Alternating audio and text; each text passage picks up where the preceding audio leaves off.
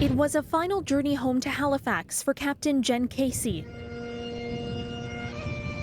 the Canadian Forces captain who lifted off for multiple journeys across the country, trying to cheer up Canadians in the middle of a pandemic. Her death now uniting us in grief. My friend, Captain Jennifer Casey, was a Canadian hero. Caryn Ceolin says Casey's smile will help her home province, already battered by tragedy after tragedy, get through the day. It's a sad day. I mean, let's make no mistake about it.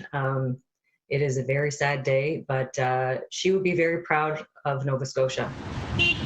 Those paying their respects line the streets of Halifax wearing the red and white colors of the famed Snowbirds in Casey's honor.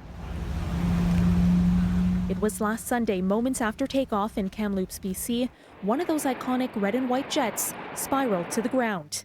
Captain Casey, who had been conducting Operation Inspiration, was killed. The fact that this happened during Operation Inspiration, where they were going around cheering us, Canadian, is even more touching.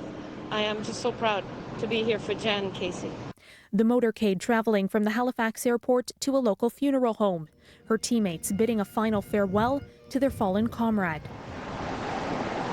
Spectators mourning at a distance because of COVID-19 were asked to wear tragically hip or Star Wars clothing, a Habs jersey if they had one, all things her family says she loved. Even if her beloved Montreal Canadiens were awful, she could still smile about them. Before becoming the Snowbirds' public affairs officer, Casey was a journalist. She's being remembered by her former colleagues for being a gifted storyteller and, again, that infectious smile. We could have a rough day in the newsroom, or the news could be really heavy of the day, and she would just flash that grin, and it would lighten everything up. Recently, Nova Scotia has been struggling with the worst mass shooting in its history. A helicopter crash that killed 6 members of the military based in Halifax. The emotions of COVID-19, the search for a missing toddler.